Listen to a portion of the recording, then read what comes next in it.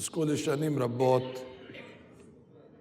נעימות וטובות, קהל קדוש, רשות הרבנים החשובים.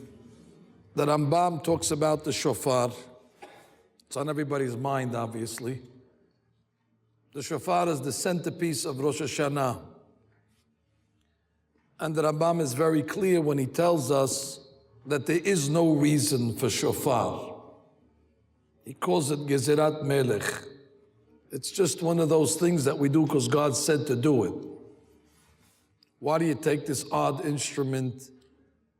Why do they blow these sounds that are non-musical? It's a hawk. It's something that Borei Olam, God Almighty, instructed us to do. We're obedient, we do it. And we believe that it'll bring us a sweetening of the judgment. That being said, if everybody admits it's a hawk, Gezerat Melech, and then the next line is, however, there is a remez. And every rabbi gives their interpretation of what the shofar represents. The Rambam, no different. What's interesting about the Rambam is that normally he doesn't offer opinions of reasons for the mitzvot in the Yad HaZakah. Normally he leaves that for his Moreh Nevuchim. But I guess Harambam didn't want anybody to miss this reason, because not everybody is perplexed, so not everybody reads the Moreh. But the Yad HaZakah, he knew everybody's going to read. It's a halachic book. So he said, I'm not going to squander the opportunity that they should miss the reason that I believe shofar is. Therefore, he says it in the Yad HaZakah. If I'm not mistaken, it's the third perek of the laws. What's the reason? He says the shofar is a wake-up call. It's an alarm clock. Uru yeshenim mishinatchem. Wake up from your slumber. Those that have veered off the straight and narrow path, that have got lost in what he calls havlei ha'olam, the frivolities of this world, the amusements, the nonsense. So the shofar somehow wakes the congregant up in order to remind him of his purpose, of his goal, of his destination, of the higher order. That's what the Rambam says. And I've been hearing this since I'm a kid. Shofar is an alarm clock. Wake up. That means everybody in the synagogue is sleeping. They're not physically sleeping, but somehow they're in a spiritual slumber. And somehow when the shofar is blown, it's supposed to take you out of it. But I don't understand how. Why doesn't an ambulance siren do that? Why doesn't an alarm clock do that as well in the morning? Which is what's the magic of this shofar that it wakes you up from that slumber? It's another sound, it's another noise, it's another horn. There has to be something deeper. Anyway, that's one of my main questions. How to understand this Rambam. What's the remez that the Rambam is telling me the shofar wakes us up and takes us away from our distractions, hablei ha'olam, the frivolities of this world, and brings us back into focus. How does it do that? There's something else. On Rosh Hashanah, starting then for the next 10 days, we're going to add 4 different lines into the Amidah. It's integral that we say all these lines.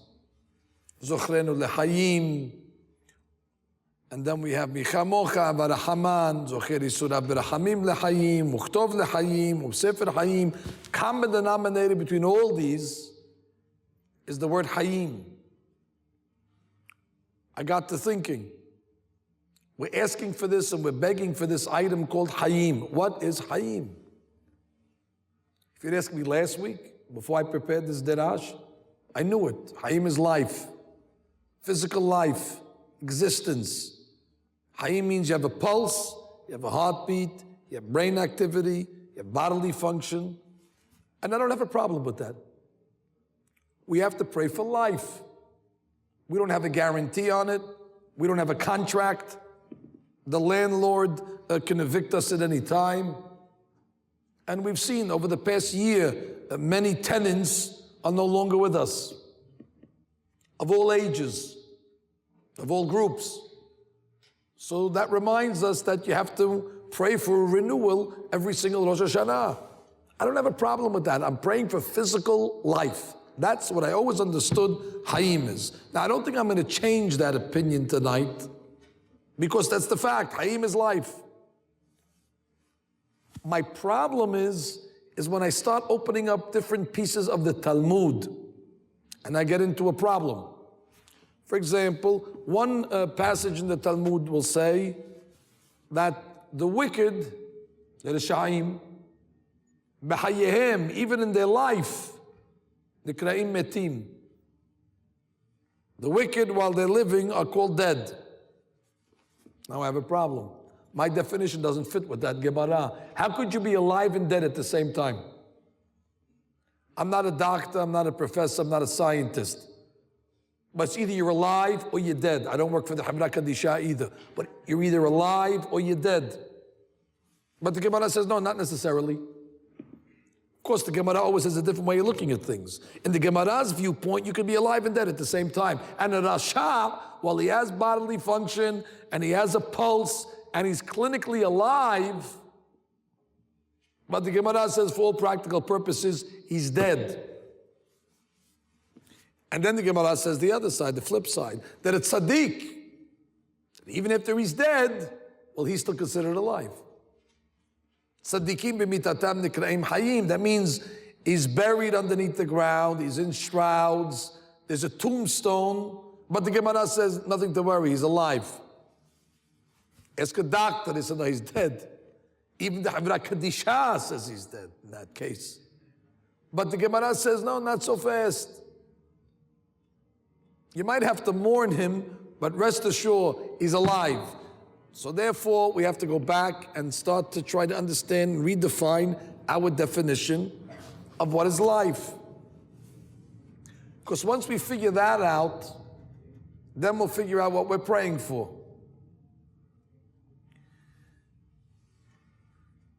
What is life? Well, the Gemara in Betzah says that the rabbis once made a comment about the Babylonians. Hani babla'eh tipsha'eh. They called the Babylonians tipshim. How would you say a tipesh? I guess a fool, an imbecile, probably more coarse words, but you know what a tipesh is. It's not flattering. They said these Babylonians are tipshim. Why are they tipshim?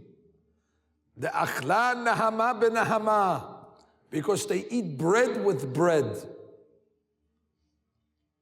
Not too sure what that means.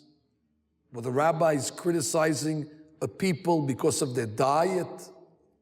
Because of their menu? Fools! They go to a restaurant, they order a bread sandwich. Nahama ben nahama, you put bread in bread? Who eats a bread sandwich? Well, if that's the case, then every American is a tipesh. All our sandwiches are bread and bread. Piece of bread on top, piece of bread on the bottom. Person has a bagel on Sunday morning. Hani America etib sha'eh. Nahama ben nahama, have a bagel. A bagel's bread with bread. Nahama ben nahama. I mean, all of a sudden the rabbis are getting involved in such trivial things. You care what the Babylonians eat, nahama ben nahama? What were they worried? Too much carbs? What was the issue?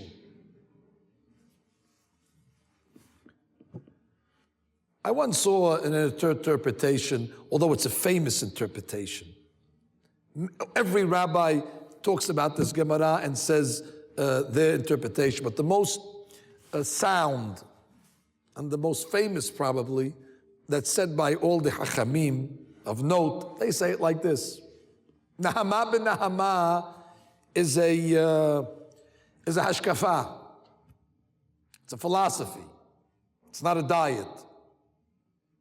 Rabbis couldn't care less what their diet was. But they are concerned that if they have a hashkafa of life that is borderline tipshut.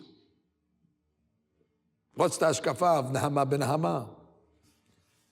So you ask a person, why are you eating bread? He says, why am I eating bread? So I can have energy. What do you need energy for? So I can go to work. Why do you go to work? So I can have money to buy bread. And then it becomes what we call a vicious cycle. Nahama ben Nahama means they eat to work and they work to eat. That's their whole life. They're caught into this sort of whirlpool where they just keep on spinning on a certain treadmill. They can't get off of it. And if that's the case, then many people fall into that hashkafa of Nahama ben Nahama. Person eats, gets energy, that energy, he uses it in order to go to work. He works in order to get money, so he has more money to eat again, and he does this for 80 years, until he can't do it anymore. If that's the case, the Gemara says anybody that lives according to that philosophy is a tipesh. So that tells me that there has to be something more than eating and working. I'm not professing tonight that you should stop eating. You have to eat. Nor am I saying that you should quit your day jobs. You have to go to work. But when that becomes the essence, when that becomes the purpose, and there's nothing else in between, so then we have a problem of tipshut. So then what do they want from us? What else do they want? So what I'm going to tell you tonight is really based on something that the Arizal said. I hope I'm not overstepping my bounds, meaning I hope I can explain it. I know what I mean to say in my head, but I don't know if I'm going to be able to express it properly. The Arizal says that there's a misconception when we say that everybody has inside of them a neshama. Well, that's not a misconception, but it's a part truth. Neshama is only one of 5 parts of the Jewish soul. In school, they don't want to confuse us when we're young, so they just tell you it's a neshama. But it's really more than that. He says that the 5 parts are called nefesh, ruach, neshama, haya, yechida. Or the way he refers to it as naranhi. Naranhi, nefesh, ruach, neshama, haya, yechida. And he says, they come into you, these 5 parts, at different stages of life. When you're born, you get nefesh. That's all you have. Nefesh is a very basic, it's a minimum voltage just to keep the person alive. But it's nothing to be proud of. Animals have nefesh also. Nefesh is just entry level. A baby is a little animal. He just eats and sleeps and wastes. And then at 2-3 years old, he starts to talk. Well, then already he starts to receive an upgrade, which is called ruach. Ruach is where speech is developed. But he doesn't get his neshama until he's bar mitzvah. And I guess the girl doesn't get it till she is bat mitzvah. It's an amazing thing. On the day of the bar mitzvah, something happens to the child. That means something spiritually. He's not the same child. That's why the Bishimon Bar Yochai in the Zohar Kadosh says parents should spend, he didn't say spend, should make as lavish as a party on a bar mitzvah like they would make for a wedding. Because it's an unbelievable day. It's the day that the neshama comes into the child. That's why the boy puts on the tefillin shel Rosh. Arizal says that the neshama is right here. It's in the brain, right by the cranium. That's where the neshama rests. So the boy puts on the tefillin as a crown over his neshama. Not too sure what the girl does. Maybe that's the, I don't know, maybe it's the pin on the wig or the clip. Whatever it may be. But the point is So by the bar mitzvah, everybody has naran. Naran is nefesh, ruach, neshama. Not everybody gets the last two. Hayan Yehida, only Sadiqim get. Doesn't mean you can't get it. It's possible to get it, as you'll see. But it's rare. It's high levels to receive these two last upgrades. Haya and Yehida, the chet and the yud. If you remember when we were young, you used to see guys wearing a chain and they had a high on it. I guess because they didn't expect to get the Haya and Yehida, so they just wore it on the chain. That's as close as they got to Haya Yehida, wearing the high. Anyway, the Arizal then goes on to say, and this is the key, the naranchi is part of you. It's not visible, it's odorless, there's no weight on the scale, but it's part of you, it's inside of you. And you need to nourish it. The naranchi needs to be nourished. And if it's not nourished, and if it's not fed, so then there's a part of you that's not alive. And that's what they're talking about.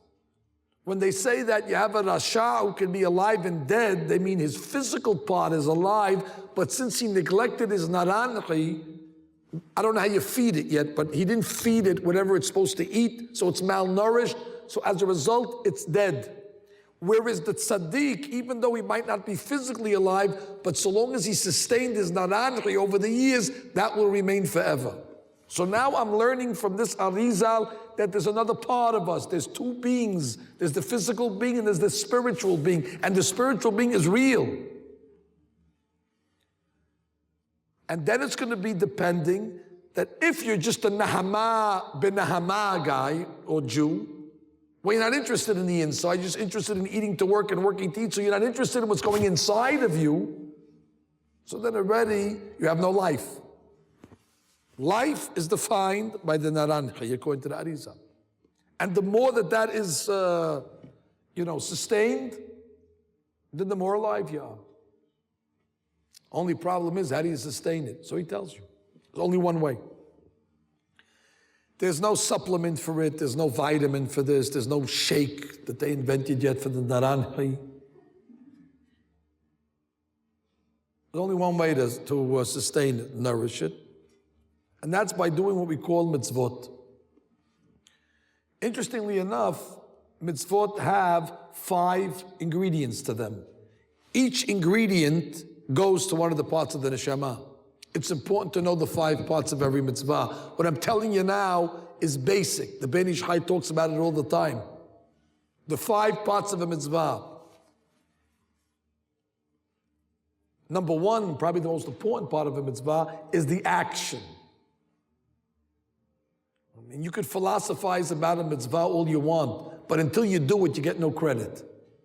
The mitzvah needs to be done. And once the mitzvah is done, says the Ben Ish Chai, that influences the nefesh. The nefesh receives its sustenance from actions. Well, I guess you're in a class now. It's an action. If you're awake. I mean, we do mitzvot. The men put on tefillin, ladies light candles, mikveh, we sit in the sukkah soon, we're going to blow shofar. All these are mitzvot of ma'aseh. The nefesh needs that. Without mitzvot ma'asiyot, the nefesh is malnutrition, the nefesh is scurvy, the nefesh becomes anemic.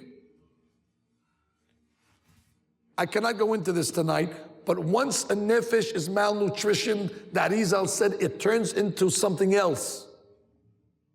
Because nefesh is, it's the lowest level, and if you don't make sure that it has the right spirituality, it turns rancid, and he says it turns into what's called, the Gemara calls it ruach shtut. Ruach shtut is the root of all sins. So you have to make sure to do a lot of mitzvot to keep the nefesh sustained. However, what about the other 4 parts? Well, every mitzvah also has a verbal part to it. The verbal part of mitzvah is key. Most mitzvot have a beracha. Before we put on talit tefillin, we say a beracha. Ladies make a beracha before they light candles or go to the mikveh, or before they take halal. We make a beracha before shofar. Every mitzvah has verbal. I understand you're going to tell me, Rabbi, what about the mitzvot that don't have verbal? No beracha. Not every mitzvah is a beracha. If my father says, son, go get me a cup of coffee, there's no beracha on kibud av va'em. There's no beracha on tzedakah, for example. It's a mitzvah to give tzedakah, but there's no verbal. But the mitzvah needs verbal. I always had the question, why is there no beracha on tzedakah, incidentally? A few years ago, I figured out the answer. A fellow came into our synagogue, poor guy. I don't judge him, he's a poor guy. And he comes to me, he says, Rabbi, could you help me? And, I don't have too much in my pocket. I had a quarter, and I gave him the quarter. He took the quarter, he threw it back in my face. He said, I didn't come all the way over here for a quarter. I said, it's fine, but you answered the question. Now I know why you can't make a beracha on tzedakah. Because if I would have made a beracha on mitzvah tzedakah, and now you threw the quarter back in my face, now it's a beracha lebatala. So the rabbis understood that there's going to be, there's no refund. Sometimes they give it back. Anyway, what do you do in that case? So the Ben Ish Chai says, and the Arizal writes it as well, in such a case, when there's no beracha, you should say the pasuk of the mitzvah. On the way to giving your father or mother the coffee, say, that'll feed the ruach. When you pay your worker, you say, biyomo titen secharo. That'll feed the ruach. Now, I understand some of you are saying, Rabbi, I'm not an expert to know the pasuk of every single mitzvah in the Torah. So what am I supposed to do? So the Ben Ish Chai offers another advice. He says, you should say the last pasuk of Tehillim Tzadi. In the 90th chapter of the Tehillim, the final pasuk over there, it says, Vihi no'am Adonai Eloheinu alenu ma'aseh yadenu korana alenu ma'aseh yadenu koraneu. Vihi no'am. Before you do a mitzvah, say Vihi no'am. And then the ruach is sustained. But you still have 3 more parts. Well, then you have the neshama. Well, clearly you know what part of the mitzvah and neshama is. The Gemara says, mitzvah belo kavanah keguf belo neshama. So the kavanah is related to the neshama. Kavanah means intent. Intent is very simple, by the way. Instead of doing the mitzvot mechanically or robotically or by routine or rote or pedestrian, the way to do the mitzvah is just have a little kavanah. And the rabbis understood that our attention span is limited. So they said in the Amidah, for example, 19 berachot, you don't need kavanah on all 19. You just need kavanah on the first berachah. That's difficult enough. And they said in Shema, you don't need kavanah on all 3 parashiot, just in the first 2 lines, Shema and Baruch Shem. That's kavanah, and that feeds the neshama. So again, it's possible you could do a mitzvah, but if you don't have kavanah, the neshama will never get sustained. The neshama goes hungry. The neshama starves. Now where does Haya and Yehidah come in? Well, Haya, that Arizal writes, is the deeper kavanot. Not for tonight, but all of you know that every single mitzvah has deeper kavanah. There's gematriot, there's rashi tevot, sofet tevot, there's mysticism. Those people that have deeper understanding of a mitzvah, they're able to sustain a 4th level. So we got the action, we have the verbal, we have the kavanah, we have the added kavanah. What's left? Well, we still have 1 part of our neshama called yehidah. Well, there's no more parts of the mitzvah left. Actually, the Arizal says there is 1 more ingredient left, which after the action is the most important part. As a matter of fact, he says it is this ingredient that brought the Arizal to his highest levels.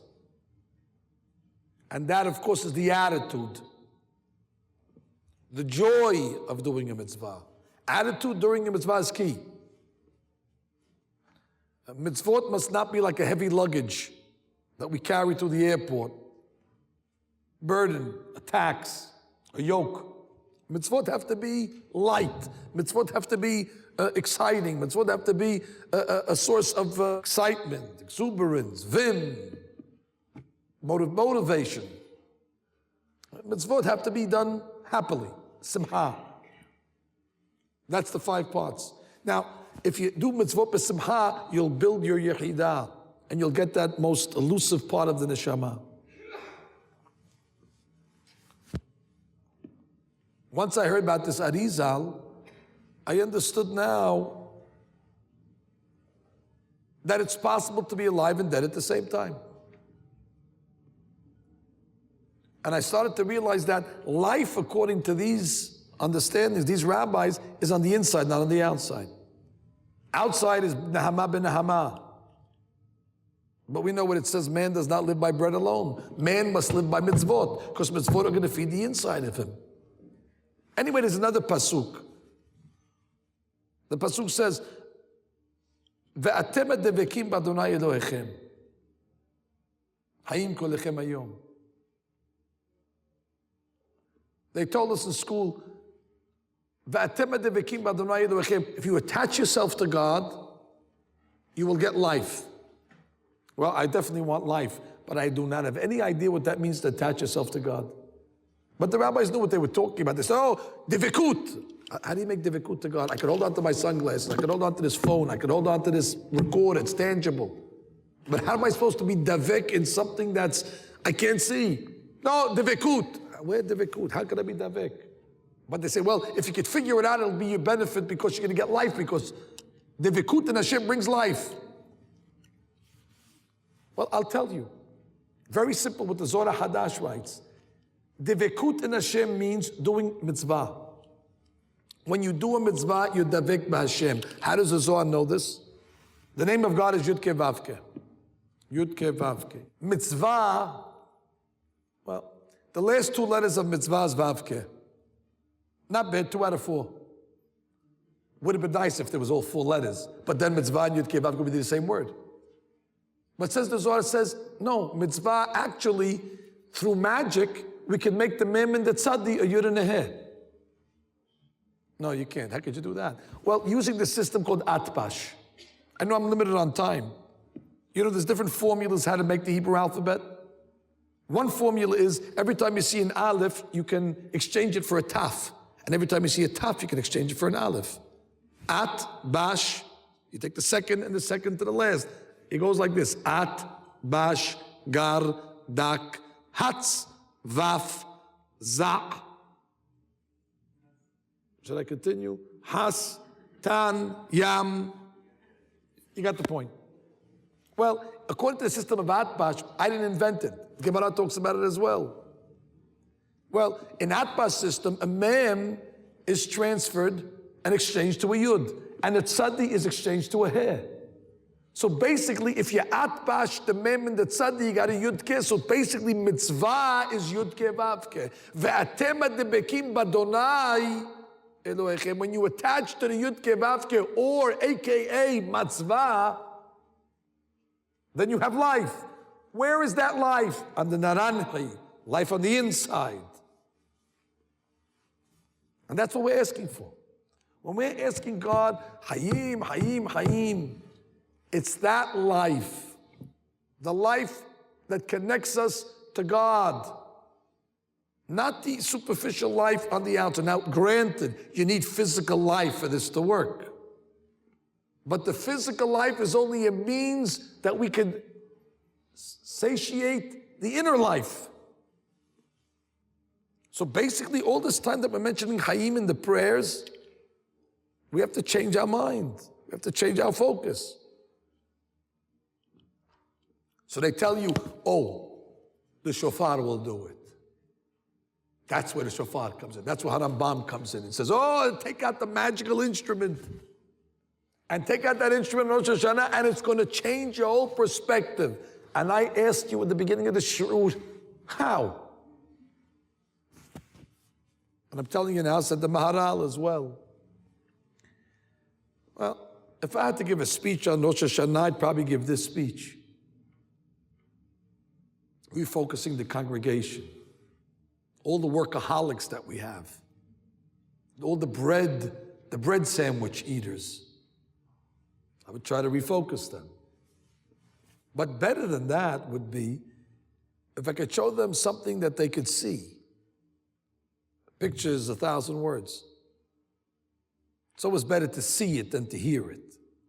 The Zohar Kadosh always introduces its words with tahazeh.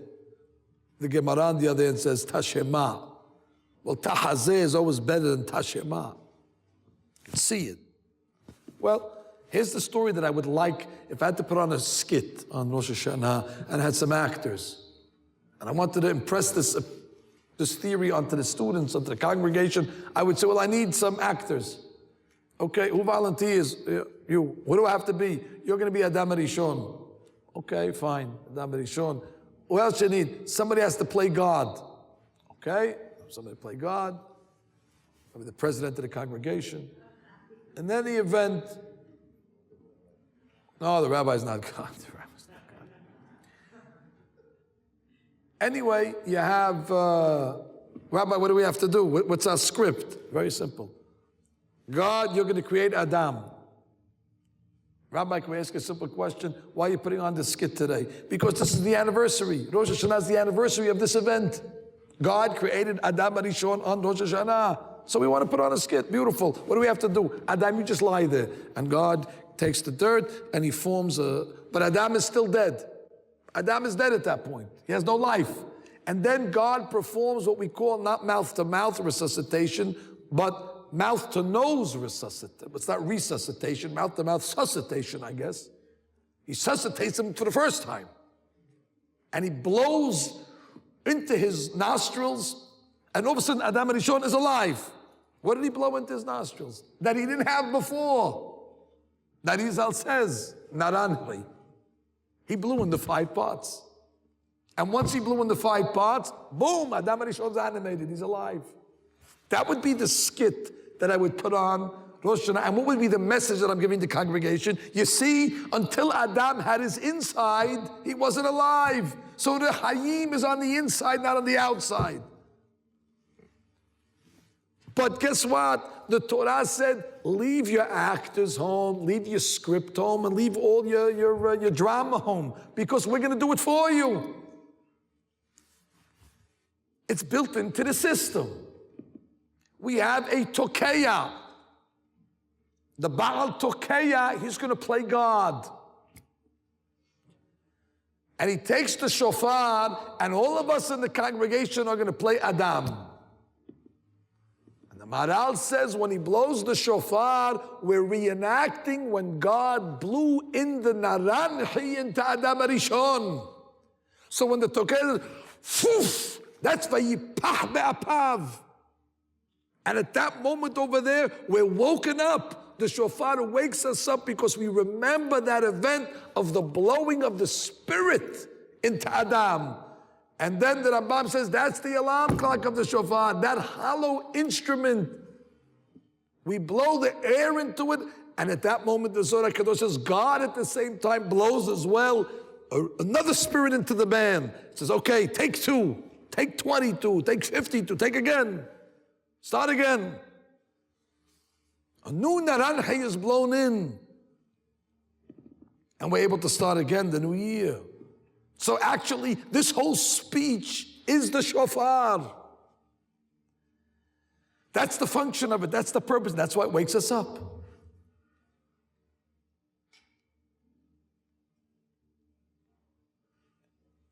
It moves us away from hablei ha'olam, from the nonsense of this world. It reminds us of the mitzvot, of a higher order. Last but not least, and then I'll call it a night.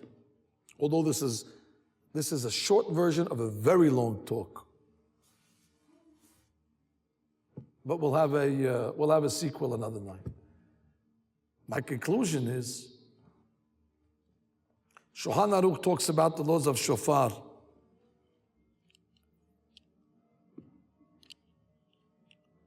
In the laws of shofar,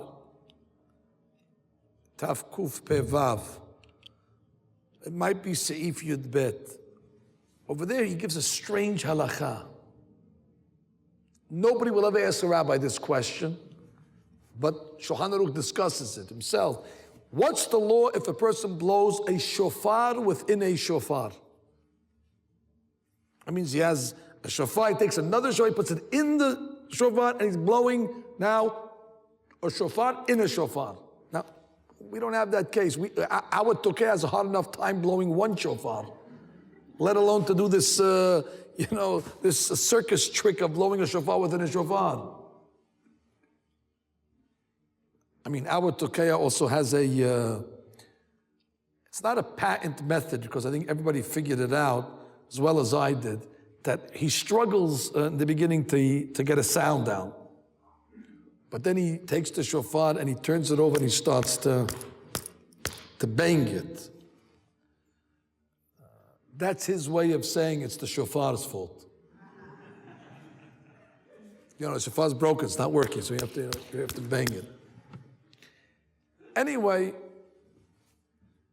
what is this business? So Maran says, Shulchan Aruch says, well, it depends. When you have a shofar within a shofar, it's kosher if the inner shofar extends outside both sides of the outer shofar. If the inner shofar extends out on both sides, kasher. And I'm asking a simple question. What's the message behind this halakha? A halakha that nobody will ever ask. There has to be a message. Shulchan Aruch is telling you, everybody's made up of two shofars. There's the outer shofar, that's the body. And then you have the inner shofar, that's the naranjai. Everybody's a shofar within a shofar. And then what's the attitude? Well, if you're a nahama, ben nahama, if you're a bread sandwich eater, so then clearly your body extends. It's your body that has the extension. It's your physical that's the primary. But for it to be kasher, for the Jew to be kosher, his inner shofar has to extend out. Which means that's where the priority must lie. That's where the focus must be. The inner shofar must extend on both sides, which means that's where his focus, that's where his energies must be spent. And if that's the case, then it's kasher. My blessing to those that are here tonight. The Shema called shofar is not only to hear the shofar, but to understand it. The shofar tells us a story. To understand the story of the shofar, the vayipach be'apav, the blowing of the naranji, and the reminding of us that we're more than just physical. And then be'ezat Hashem will be fulfilled the pasuk on all of us without exception.